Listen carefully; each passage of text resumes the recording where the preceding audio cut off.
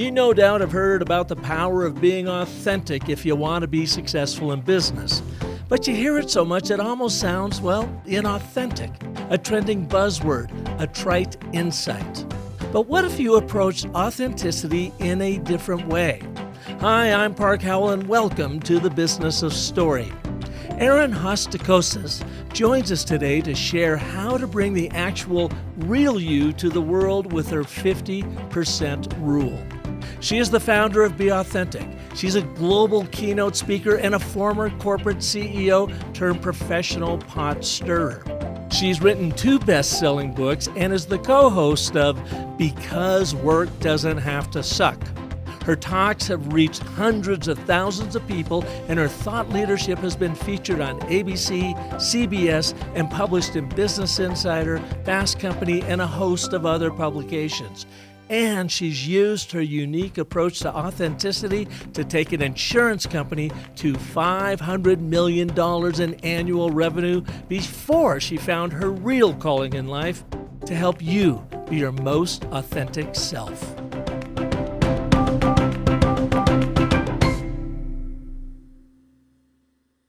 Hi, Erin. Welcome to the show.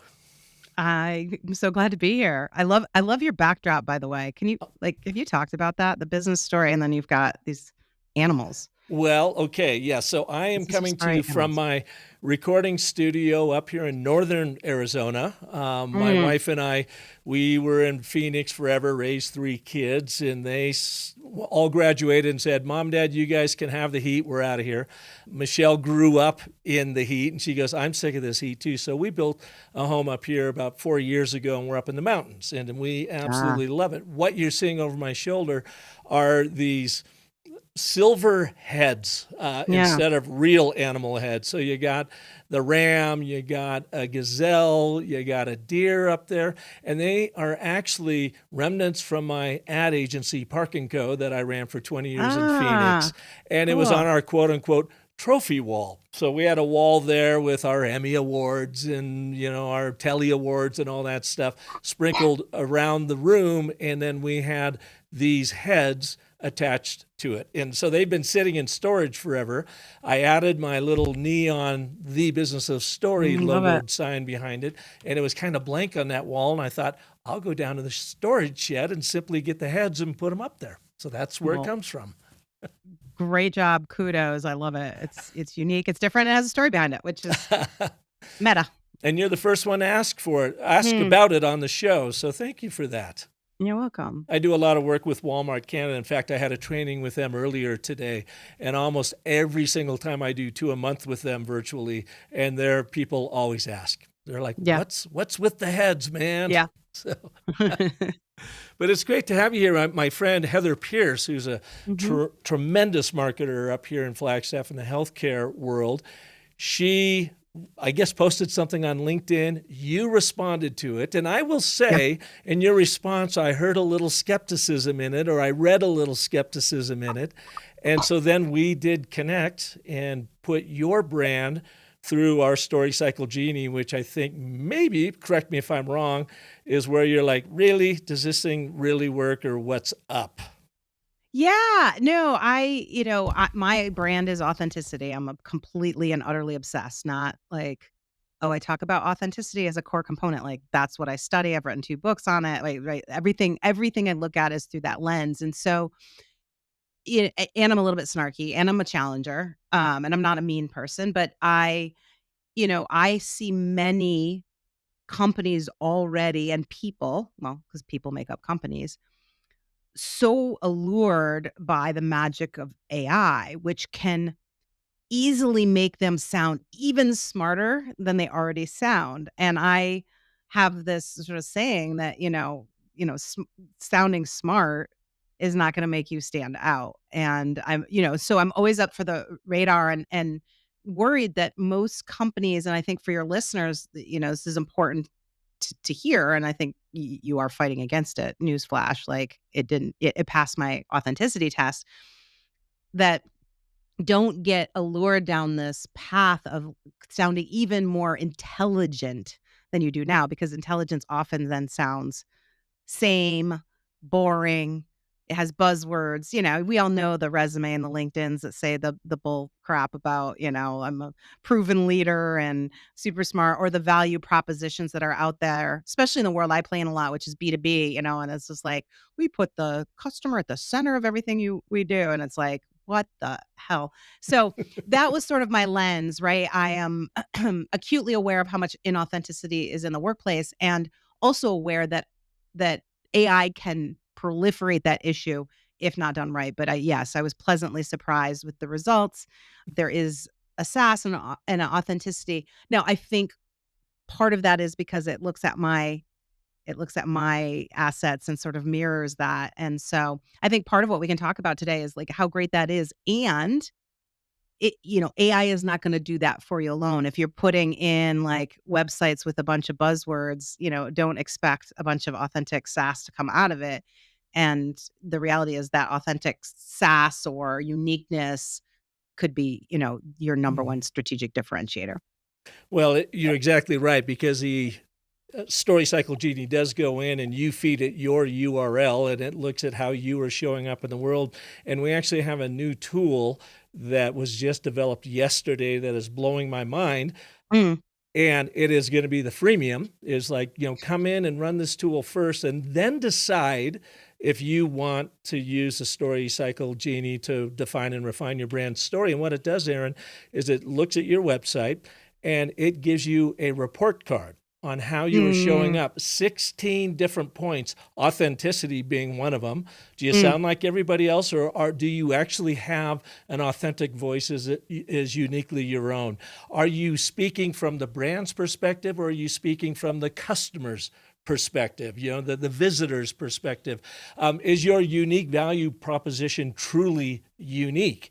And Yeah. it goes and it runs it through the Story Cycle system just as an audit or a grading Mm, metric, that then it gives you a 2-page report and it tells yep. you exactly how you are showing up in the world, where the gaps are, where the opportunities, for connections are, and so forth. And then after that, you're going to get a grade from an F minus Mm, to an A plus, and then decide, do I want to go ahead and proceed with the Genie? So I the love it. idea is to Brilliant. truly find your authentic voice, not an AI voice. I love it. That's brilliant. Yeah, it's fun. But first, let's talk more about you, and then we're going to go through a little bit of the findings from the Genie, because I'd love to hear your take on it. We have not discussed it. I've seen Mm-mm. them, but I'm curious your take on it. But tell us about your background and what it is you do. Yeah, so I'm first of all, I'm just a small town girl from northern Michigan, so not somebody that ever aspired, to do super huge things. I'm not saying I didn't have ambition, but my background is just, being in this sort of small little town. And my journey really started actually in college when I dropped out of engineering and I didn't know what I wanted to do. I mean, this happens all the time, right? And my roommate came home one day. She was a year ahead of me. And so she had learned about some careers in her business class. And she like busts through the door, like she's like Kramer on Seinfeld. And she's like, Erin, I found it. I found the career for you. And of course, it's like Thursday night. I'm like more worried about like what time, 902 when I was on, or, what I'm going to drink at the bar. And I was like, okay. And she's like, no, no, no, no. It's high pay, low stress. And I was like, oh, okay. I'm listening. I'm in. And she's like, it's called an actuary. And I was like, she's like, and you have to be good at math. And you're the only person I know who's good at math. And so, this was 1995. No Googling how cool is an actuary, right? So I, set off on a jet engine to figure out how do I get an internship in this. And so I And actually did you know what an actuary did at that I point? had no clue. Are you kidding me? I just knew high pay, low stress. I had to be good at math. I was still taking math classes. Minor detail, Park, minor detail. And so I ended up getting, into Aetna's internship program, which is pretty esteemed. They take about 10, 12, what they call actuarial students every summer. I actually thought I was not gonna be paid, and then found out I was actually making $12.50 an hour, which I about died because that was, like, more than double than what I was making in tutoring calculus. So I went out, moved from Michigan to Connecticut, was an intern, then I got a full-time job, was still in the actuarial program, and I went on, for the next 3 years to take I think 7 actuarial exams, and I also went on to fail 7 actuarial exams. Like, one of the things if I would have had Google, maybe they would have told me that these exams not only were hard, but they're graded on a curve. So, even if you do well, like all the other smart people do well, you're screwed, right? They only take so many. So, ended up failing out of that program, but I was in a big company, bobbed and weaved, took on a bunch of different roles, and then eventually joined a subsidiary company. They had acquired a company called Payflex at the time, and got recruited over there. Just, left a job where I was leading, I think, 40 people. Went over as you know, still at the same level, but didn't have a team. They said, we want you to build out sort of our business development strategy area. And basically what would happen over the next couple years, as you can imagine with an acquisition, like the leaders from the acquired company kept leaving, and they sort of look around and like, okay, let's give it to Erin. Why not? And so eventually, there's a long story behind it, but eventually I rose up to COO and then was named CEO of that company. So it was about 1,000 people. We had about a 9 million, we were a 9-figure revenue company. And it sounds sexy, but it wasn't, because the company was fledgling, like big time. It was one of those typical, like, let's acquire this cool company and then like suffocate it with, the resources and the money it needs to actually do well. And so we had about 5 years of flat earnings, which meant we had no money to reinvest in our people or our technology. We were not doing well. And when I took over, the operations had started to turn around, but our financials hadn't. But I'm happy to say in 3 years, we actually tripled earnings. So we went from 17 million bottom line to a 50 million bottom line. Employee engagement went up 15%. So people were happier. I mean, not a coincidence, right? People like to win, and we were investing in them. But here's the thing, even though we're having all this great success, I kept waiting to be found out. Like, I thought it was luck, because I didn't have imposter syndrome. That memo I'd gotten long ago, but I literally would sit at, quarterly business reviews, monthly operating reviews, all in the room with my peers reporting out on their businesses. And they were sacrificing so much more than I was, Park. Like, oh, I just got back from California late last night. They were traveling every week to customers and clients and having the steak dinners and all the things. And that I had a good friend who moved her family 3 times in 5 years. And, they're giving up vacations. And was I working hard? Yes. But I wasn't sacrificing as much. And that was always the picture I had. Like, as you became an executive, success was sort of correlated with how much you sacrificed to, work harder than the next person. And then I decided to retire. It kind of blew everybody's mind. My reputation was an all-time high, but I was really, really itching. I had done the corporate thing for 22 years. Everything they were throwing at me for new opportunities just didn't scratch it. And so I announced my retirement. And people kept saying over and over and over and over again, we'll miss your authenticity, or we'll miss your authentic leadership.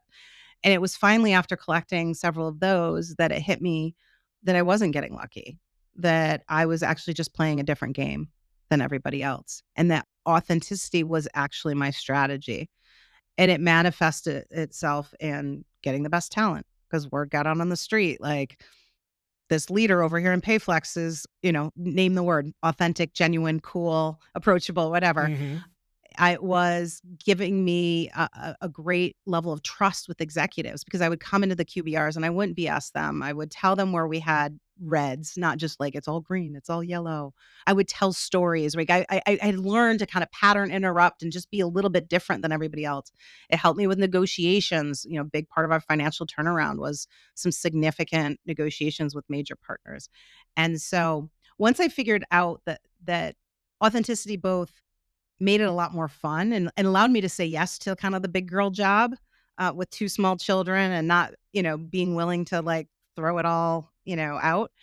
But it was also the thing that got me results. Like, the authenticity wasn't just about how I felt, but it was the thing that got better business results. And I was like, game off. I gotta go out and study this, teach this, preach this. And that's what I've been doing for the last 6 years. Well, and Erin, authenticity is such a buzzword these Mhm. days. You got to be authentic, authentically you. How do you approach it? Because I think you do come at it from a little bit of a different angle. Yeah, because the problem, right, everybody's like, "Oh, that sounds amazing. Be myself, like, bring my whole self to work." And then most people are like, "But wait a minute. If everybody comes, like, their whole self to work, like, that's not that's not gonna turn out very well." And so I actually call that being faux authentic, and I define it as, bringing your whole poopy self to work. That's not what we're talking about. So the Greek root of the word is authentikos, and authentikos means 3 things. It means to be genuine, but it also means to be original and authoritative. And so that had really jived when I thought about everybody calling me authentic. I knew I didn't walk into work like, I'd walk into my friend's party. I knew there was something more nuanced. And so the way I like to define it for people is that authenticity is about exposing who you are when people least expect it in the service of others. So the biggest thing I teach is that authenticity is not about you. It's actually about the connection and the trust and the differentiation that you create when you have the guts to go against the grain, to stop with the normal, BS and here's how I run a meeting, here's how we do sales presentations. When you have the guts to expose a little bit of who you are or focus really on what's needed, not what's normal, what does that do? It creates this fast pass to connection and trust. And on the business side, which nobody I think talks about, and this is where I'm like, get so jacked up like Tom Cruise on Oprah's couch that one time. It's like, it also can easily differentiate you. This is the thing I'd love to scream into like your marketers or your business leader or your salespeople. It easily differentiates you from others. And it's not just about the marketing, right? It's not just about what you put words on a page, but how do you bring that all the way through to how you do your sales presentations, how you respond in your RFPs. Like if you start to get addicted to authenticity like me, you're always looking for an opportunity to stand out by using those authentic words, that new way of doing things, telling a story. And if I think back just for a second, to my biggest frustration and angst throughout my probably entire career and all my roles. It was because most of my roles were facing out to what we'd call national account clients. So we were selling to the large, 3,000 plus large employers. And it was always that angst that every time an RFP would come in, it was like we were reinventing the wheel. Like, how are we going to stand out? What new widget are we going to put out there? Like, because you only win if you have a differentiated sort of product. And what we missed, I think, even when I was there and companies miss, and what I'm trying to teach is like, you don't have to wrap up your differentiation in expensive widgets and innovation. You can use authenticity to stand out for so much cheaper, so much more quickly. If you start to look for those places where they say, you know what, everybody's about the same. Some give, some take. This person has this widget, this person doesn't, this, but they have this. But if you become that company that's like, I don't know what it is about them, like, I just feel like I can trust them. I feel like I can connect. The words they say matter. Like, that it doesn't sound the same. Like, you can win tons of business, and that's where I get super, super passionate about how you can use authenticity. So you left, you retired, and obviously you were at a fairly young age, I'm guessing, I as a was. professional. Did you know what you wanted to do immediately after that? Or was it just like, I'm going to take the loot at the moment and go and be with my kids and take a deep breath and figure out what's next? Yeah, I mean, so first of all, there wasn't loot. I mean, the only thing that was sexy about retiring was that my equity didn't fall off a cliff. Like, I literally left when things were good. I'm like a weirdo. But no, I didn't. I knew I wanted to do something more entrepreneurial. I thrive on those exponential new challenges. So I actually don't talk about this very often, but my first thing I started a company called Braid, and Braid was a solution to our biggest home challenge at the time, which was our kids were in elementary school and the freaking pile of papers that would come home and stress me out, right? It'd be like, you know, sign up for the field trip. And then there's another paper like school pictures. And then there's another paper that's like in 3 weeks they have whatever soccer tryouts. And like we would have stacks of paper and my head would just explode with not just like turning in forms, but what dates. And now I have to transfer it to a calendar and I've got 2 little kids running around. And so I had this idea to create like a digital app and a shared calendar and it has these other things. And so what happened was it was really fun at first. So I came up with the branding, the logo, the strategy deck, And then I met with somebody in New York. I'll never forget sitting down with him, and he was a technology guy. He's like, "Okay, now you just got to start building prototypes." And I was like, "Oh yeah, like I'm not a builder. I'm a creator." There's a difference between creating and building. And so while I was doing that, I was also my son plays hockey, and I would go to his hockey practices. So this was back when I would have to stay there because he was younger, and so he would sit in these, like, cold metal bleachers for an hour and a half, and I just whipped out my computer, and I was just writing these, draft blogs, like, things I had thought about because we don't have that time in corporate, right, to ever, like, reflect, and, I had something to say after 22 years. And all of a sudden, one day I look down, and I've got 37 pages. And I'm like, "Oh, okay, I have something to say about something." And then the moment that really probably was most defining was, and then I was like, "Oh, I wanna start a podcast." I was just trying with all kinds of stuff. So we started meeting about and starting to do Because. And then I was listening to this podcast, the Power Podcast. This guy, the podcast was called Youpreneur. It was this British guy. He was kind of obnoxious, nice guy, but, like, not totally my jam. And I stumbled upon it, and I remember the day he was, like, talking about how there's this profession, if you will, of being a thought leader for a living. Not the words he used, but he sort of finally helped me see that, okay, yes, there are authors, yes, there are speakers, yes, there are coaches, like, but they can kinda come together. It's like this package. And I remember being in my car, and I literally said out loud, I'm like, "Oh my god, that's what I wanna do." And so that's when I started to, kind of put it together, named it Be Authentic Inc., knew that was gonna be a foundation, and started to stumble my way through, the next phase. And so what is it that you specifically do? And I see over your shoulder your book, The 50% Rule. Mhm. What is that, and how does it play into what specifically you do? Yeah. So, first of all, what I do, I'm a keynote speaker. I'm prolific keynote speaker, so that's my jam. I also do differentiation consulting. So this is working with small to mid-sized companies, their chief growth officers or CEOs to hands-on implement authenticity into their business practice as a differentiator. And so, usually we come up with intriguing identity. So it's your work. It's not marketing work. To me, this is similar but different in that we then infuse that into everything we do. And then I do a little bit of what I call coach salting. So I work with also presidents, CEOs, to sort of half coach, but also be kind of an advisor consultant since I've been there. I've been the CEO as well. Yeah, I've written 2 books. You Do You-ish is my first book, which is all about this concept of authenticity as a strategy, redefining it, my humans framework. So I shot out of the cannon. I was doing my keynotes, writing my book, going like a bat out of hell-ish because also COVID hit. But meanwhile, I was learning how to be an entrepreneur, right? And that threw me into like a place of just, holy crap, I don't know any of this, right? And I was soaking in all the things. And I was sitting in like a mastermind event in Nashville. I was part of this big group. And it was a 2-day event on how to build your speaking business. And they literally like rolled out the red carpet of the, 83 pages PowerPoint. Like, here's everything you need to do. Here's the playbook. You don't have to, stumble around like we did. And I should have been thrilled. And I was freaking paralyzed. I was like, and then, I was like, oh my God, like I've been sprinting my whole career. I've lost it. I don't have the energy, all the negative self-talk. And then I all of a sudden said to myself, what if you 50% rule it?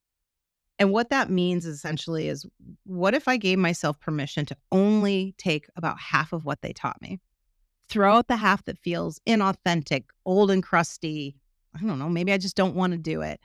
But then don't just stop there. Bring in my own ideas, curate something new for myself. And, every time I tell people that, they're like, yeah, I do that. I'm like, yeah, you do. And you don't. Because by the way, I was right. I wrote a whole book about it and was still not 50% ruling things while I was writing the book. So anyways, that happened in Nashville and it helped me get through that moment. All of a sudden I was like energized. There's science behind it. It's called the self-determination theory or whatever. So then the next couple of years, I would use it. And then it felt like almost everybody that would come to me, whether it was a client or a friend who had a question or they were, stuck on something, like it would just keep coming out of my mouth. I'm like, why don't you 50% rule it? It felt like everybody that was coming to me with an issue or challenge, I kept saying the same thing. Like, why don't you 50% rule it? And of course they'd be like, huh? I would explain it. And then I would watch that transformation too. I watch them get creative and excited and unblocked and not following just the normal formula. So that happened for a couple of years. And so what you're saying, just to be real Yeah. clear, is that, and we all read lots and lots of materials and listen to lots of stuff as we perfect our own world and what we teach and coach and consult on. You're saying take in the 50% that really connects with you, that you really understand, and then fill in the other 50% with your own way of doing things, your own assumptions, whether they're right or wrong. Do it and then see Or what fresh comes and of that. new. Let me Mm-hmm. give you I wanna give your listeners, like, a tangible example that's happening right now. I just got off a call 10 minutes before we jumped on with my video producer. So we're working on a new keynote speaker reel, which is like the bane of your existence if you're a keynote speaker. It's, like, constant, right? Feels like we just so I'll give you an example. So one of the things I've heard in the industry over and over again from bureaus and event planners, like, they're kinda sick of the super flashy jumping from, this, pithy statement to that pithy statement. And so one of the things they really want is they want longer form. So you can actually form a sentence or 3 sentences in a row and not look like an idiot on stage, right? So that's been a big trend. And so as I look at all the normal ones, they're flashy, they're sexy, they're like, oh my God, they're so big. And so the 50% as we're developing it, I'm like, okay, loud and clear, I hear you. Like, I am not going to deprive you. That sounds really important. And they want it towards the beginning. Like, they don't want to wait a long time to get to that, right? They're impatient. They want to see you speak. So that's the normal, let's call it, right? Like, then the new is, okay, if I know they're frustrated with that, I know there's sort of this feeling out there that, things are getting a little sameness syndrome, as I call it. What if we go right at that issue? So the way we're planning to do ours is we're going to start me on a stage with the dramatic behind the head, looks like, the big stage. And we've got the booming voice, Erin Hatzikostas is a two-time author, blah, blah, blah, right? And then I stop him and I'm like, Ralph, his name is Ralph. Ralph, like, let's just let him hear me speak. And so we're actually doing half this reel in a way that demonstrates what I teach, which is authenticity. It also pokes a little fun at what we know is out there. And it's bold enough to be half different, right? But we're not throwing everything out, right? We still have to make sure they know I have credibility. We're still showing some B-roll, some clips of me on TV, right? So that's the concept. And when you do that, like, I worked on it for 4 hours this weekend and it was a blast because I was so excited because I knew I was doing something that was sassy. It was a little different, but also was going to be effective. Mm-hmm. So that's why I wrote the book. Well, so let me take a step back.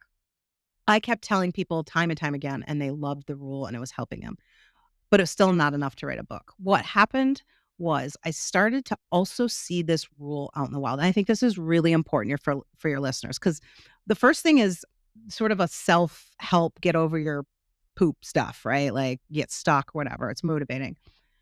But what I started to see, I went to Hamilton and I was sitting there and I was like, oh my God, he As in the 50%. musical. The musical. Yeah. He 50% ruled Broadway, right? Like, he did it half normal, half new.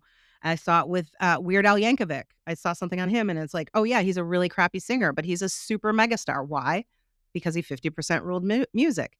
I saw it with the Savannah Bananas, who's a baseball team that's Mm-hmm. completely exploded, but they didn't, like, rocket ship to the moon until they half changed the rules of traditional baseball and Yeah, called they're it like banana. the Globetrotters of baseball. That's Mm-hmm. right, but it was when they really 50% ruled, and I write, a story about them. Well, I write a story about all these stories. And so this 50% rule isn't just a thing to motivate you and get you unstuck. What I say, it's like a fast pass to go from, like, underdog to, unmatched in a hot second, because as soon as you like, when I back to my speaker reel, you know what, Park? I don't want to try to be better than everybody else. It's exhausting. I never will be, right? My reel will never be like I'll never feel like, but different, half different, I can do. And I know that will stand out. And so that's, the book then came crawling out of me, and I tell stories of company. Like, there's a bazillion stories of people that not just used it as self-help, but Mm-hmm. used it really to leapfrog everybody else and stand out in the market. I had Derek Thompson from The Atlantic on my show a long time ago. It was show Mm, number 222, and I loved it because he had a book out at the time called Hit Makers: The Science of mm, Popularity in an Age of Distraction. And so he and I talked about it, and the core theme around his book and what we talked about in that episode was just what you said there. You call it half normal and half new. He says all the hits are made on the concept of a novel twist on the familiar, that you yeah. have to show up with the familiar so Yep. people understand you and what you're doing and what you're talking about. And then, as you say, that bring in that other 50% of the novel, the Yeah. surprise. And I'm a big believer that in speaking and in training and whatever, I mean, even my program with Walmart this morning is it's as much performance art as it is literally like being a business person is probably more performance art, that Mm, you have to beckon them in with that novel way of talking. And I know exactly what you're talking about, where everyone's just throwing out a bunch of sound bites and pictures and whatever. But you've got to go in, especially in a corporate environment where they're expecting kind of the same old. Give them that familiar at first, and they're sitting in the familiar as you take the stage, and then surprise them. Have yeah.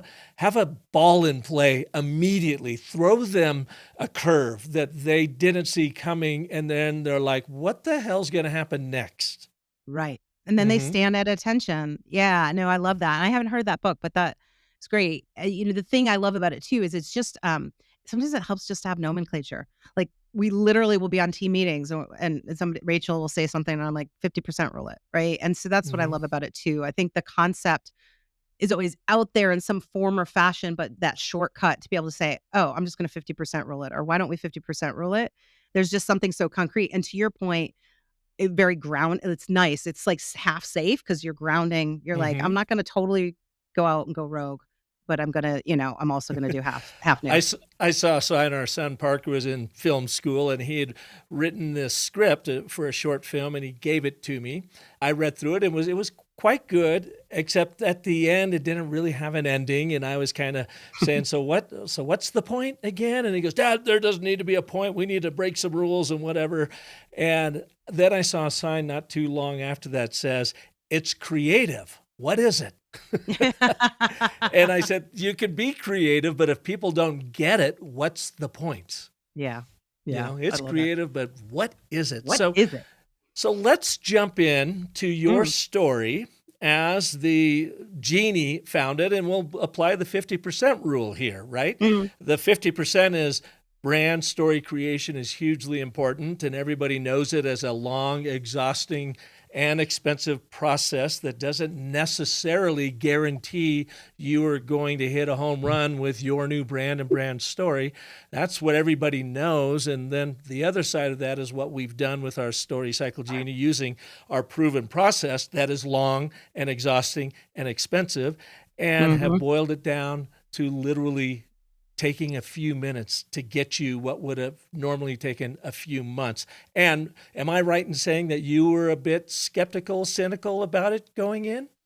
Yeah, I mean, I like I said at the beginning, who knows what AI can do. So, yeah, absolutely. So you actually ran it yourself. I did not run it Mhm. for you. You got in and you got to use the beta tool, which is still a little clunky in a couple of areas because it's beta.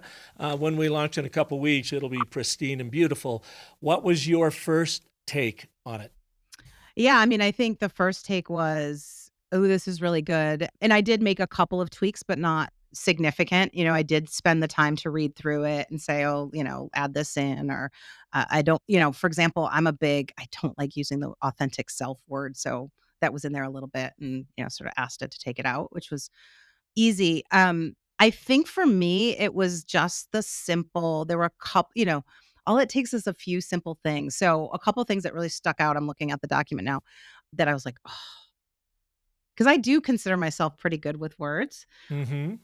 but there was a couple of things. So one, it just the simple sentence. It said for leaders and organizations trapped in the false choice between being authentic and being successful. Like trapped in the false choice. I was like, oh, that's a mic drop. I also it Are you made me reading your brand definition right now? yeah, that was I'm scrolling through. It was my position. It was in my position statement. Okay, good. Okay. Yeah. Hmm.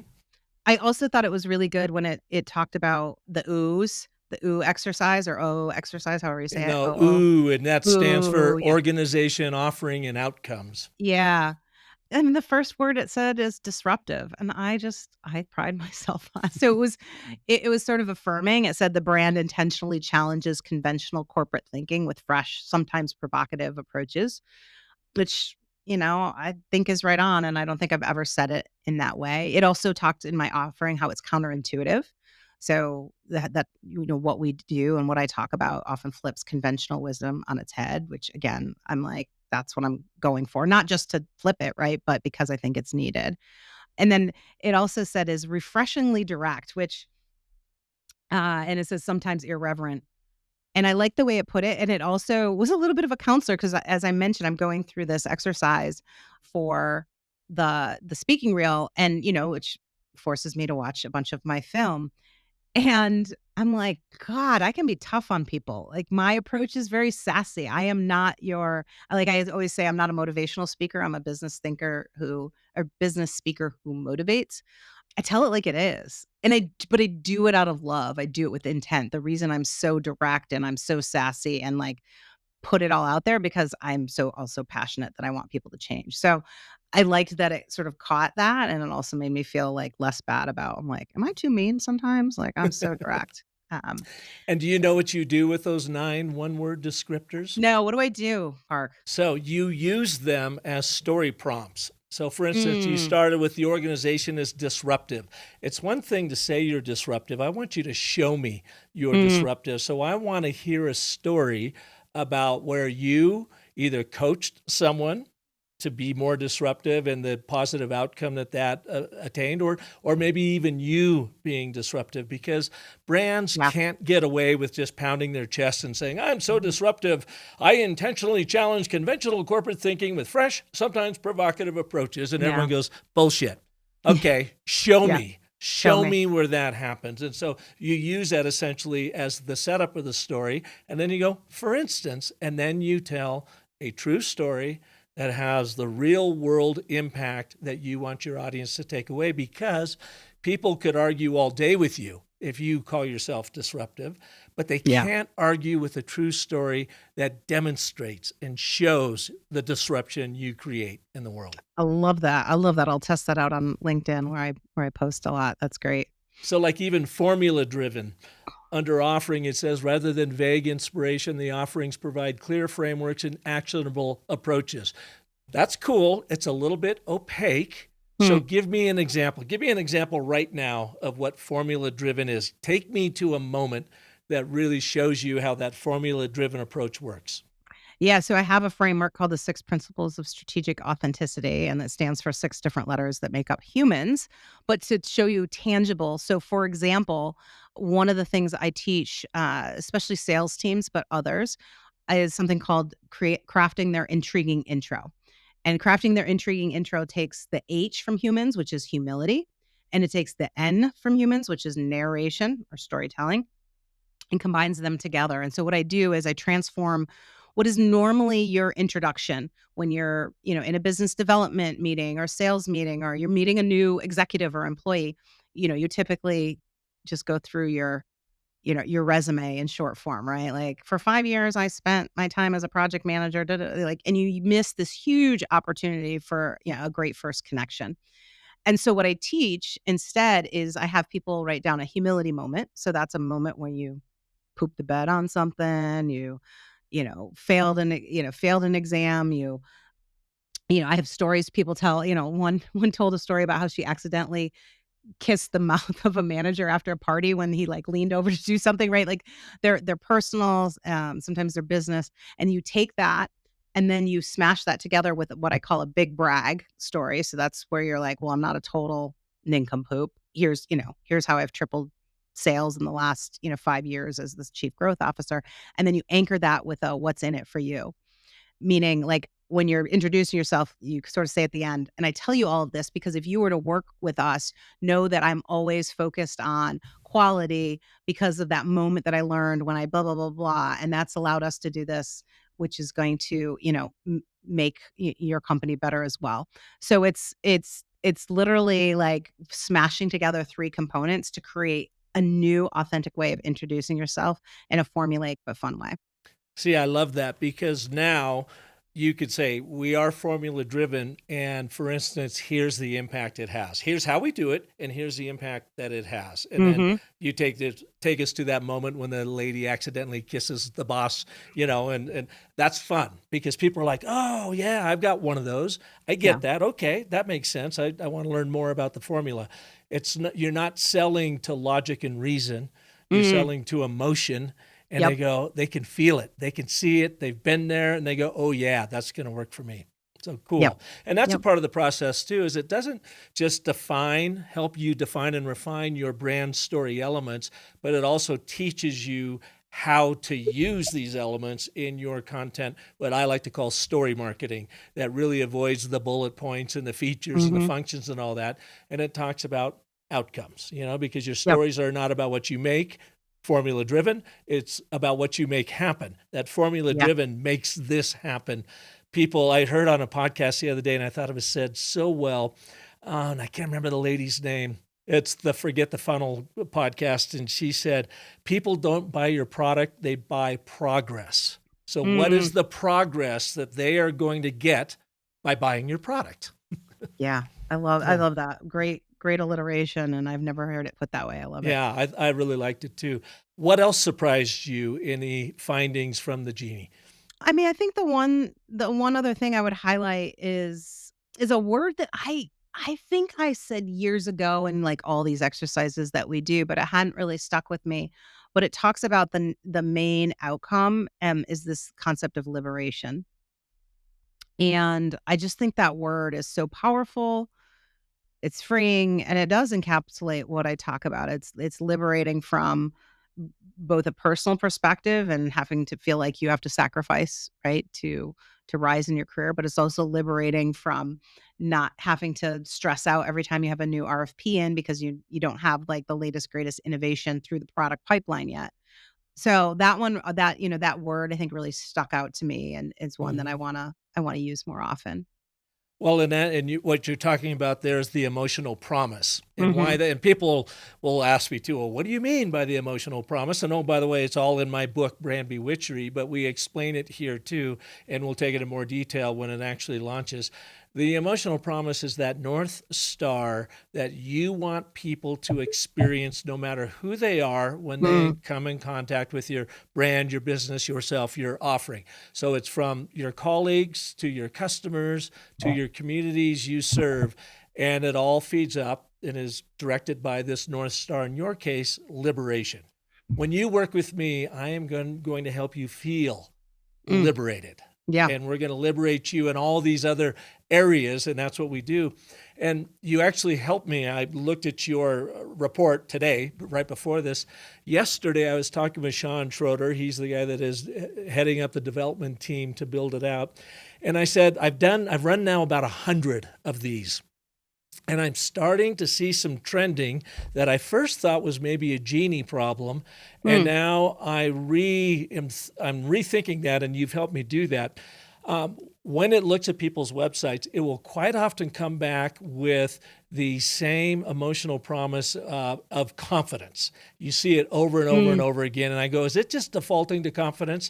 And then in the physical gift, we'll talk about yours in just a second, it would come back with clarity. And the physical gift is what can you actually measure against that you're having that impact of liberation. In this case, what would be that physical gift? It was coming back with clarity. So confidence and clarity is hitting it over and over again. And then in the archetypes, it always was leading with sage. And so I thought, is that Mm. is that a chink in the armor? But no, what I have realized is that everybody is sounding so similar out there that confidence just seems to be the go-to Mm. thing.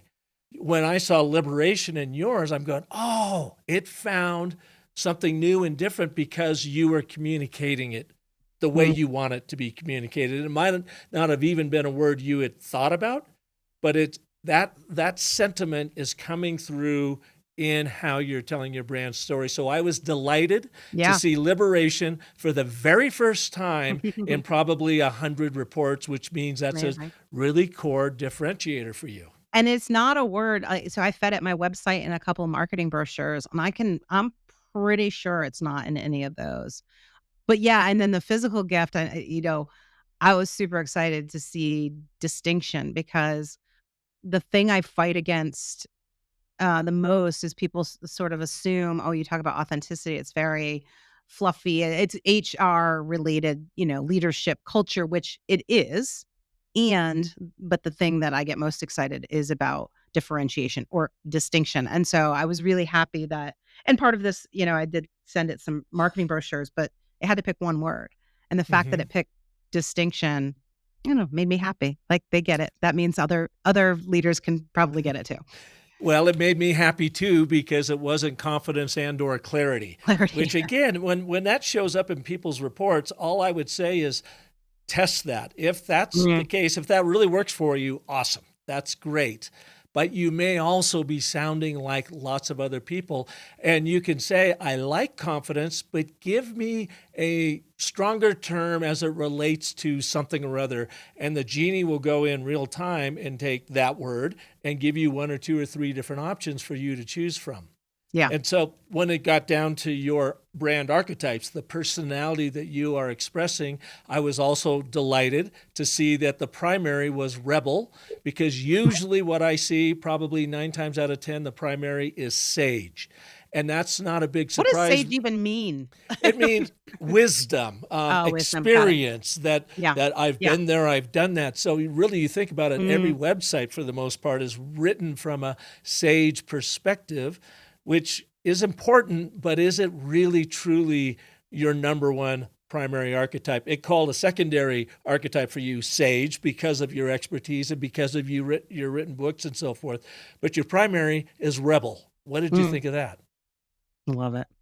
I love it. I mean, Would you that's read the description it gave you as why it said you are rebellious, you are the rebel? let me find it. Primary. The rebel archetype, that part, the rebel Yep. archetype dominates Be Authentic Inc.'s brand personality through its challenge to corporate conventions and willingness to disrupt the status quo. The brand positions itself as breaking free from outdated corporate thinking with messaging that's refreshingly direct and sometimes irreverent.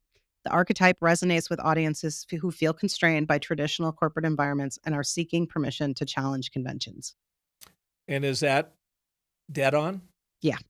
Is it Yeah. authentic?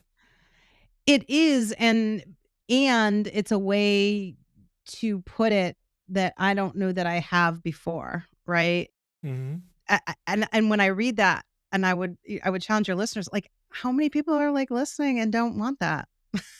I think most do. Of course, some people will say, "Oh, yeah, that's what I want," but have you ever met my boss? Like, we're not Yeah. but I would smack them across the face, because I'm irreverent and direct, and say, inspiration is a circular reference, and actually your boss doesn't give a crap unless you get, they care about the results. So take Well, take a little risk, go be a rebel, and then when you start getting the results, guess what? They're not going to care how you did it. yeah. And those that don't want it aren't your customer. They're not my customers. They're Yeah. not going to deal with it. Yeah. Yeah. Yeah. So Sage is in there, and then if Sage isn't landing for you, but you kind of like the direction it's going, then challenge it. Say, I like Sage, but I need something that has a little bit more irreverence, but Mm, still speaks to the wisdom and experience, and it'll come back. I did that for my own when I ran the genie through mm. the genie, talking about being very meta. It came up with a secondary arc. Actually, the primary was Sage. I said, no, I want you to move that to a secondary, but I want a Sage as it relates to storytelling and what it can mean to you. And it came back with mystic, which I loved, because it says Mm. you are taking the ancient formulas that we have all, evolved with, and applying them to modern day challenges I in, love in a that for sort you. of mystical way. So I love that. I thought Yep. I love that's the that for you. beauty of the genie is your wish is its command, and you Mm. can give it as many wishes as you want, and then it starts, iterating for you. Yep. What else in here stuck out for you? Your unique value proposition. I'm always curious about that, how that resonates. Where is that? That back up towards the top? It would be after your audiences, before your ooh, right before the ooh exercise. Yeah, so I don't remember. Let me read it out loud because I don't highlight Yeah. this. Your UVP, your unique value proposition, is the knockout punch of your brand story. Oh, this is the overall. Oh, Yeah. yes. So mine is authenticity as your competitive advantage.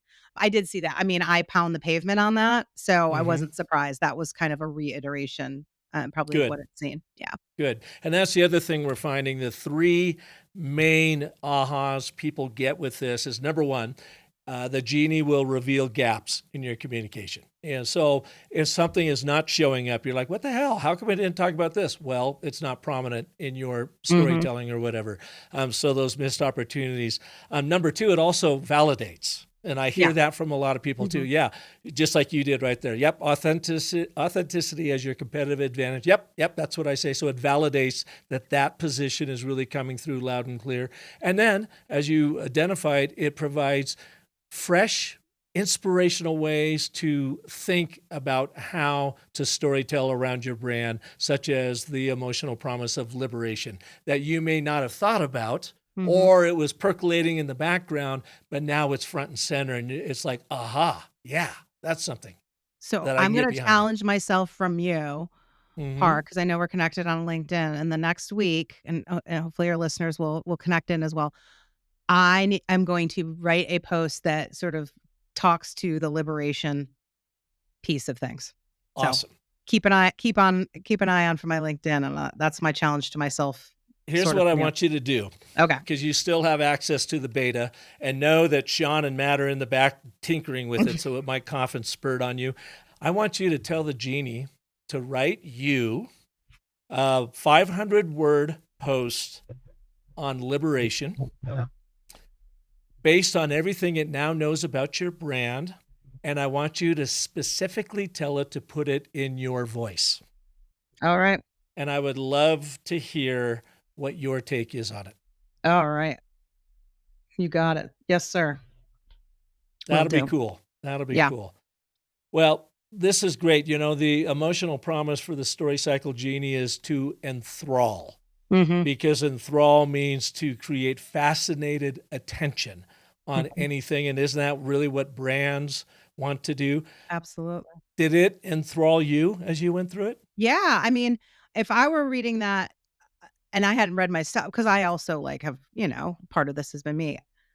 I would freaking wanna work with me in a hot second. I would be leaning in, right? And that is my whole thing. It's about, I always say, stop innovating, stop being innovative, start being intriguing. And yeah, I was intrigued. I hope other people will be too. I think it was great. That's awesome. Well, thank you, Erin, for being here. I believe you've got a special gift for our listeners that have made it through this long of the interview. Yeah, so I think what I put down was probably my authenticity playbook, Hmm. which is a 10-step guide to tangibly taking actions to be more authentic at work. And you can find it, I know you'll put it in the show notes, but it's at my website, beauthenticinc.com. It's just the letter B, authenticinc.com, and then / playbook.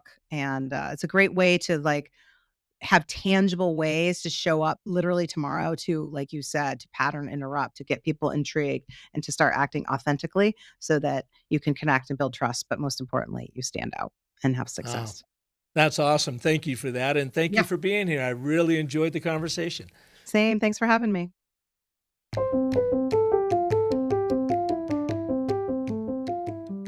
Thank you for listening to this edition of the Business of Story. And if you liked what Erin had to share, then please share this episode with anybody you know who would benefit from learning about her unique approach to authenticity using the 50% rule.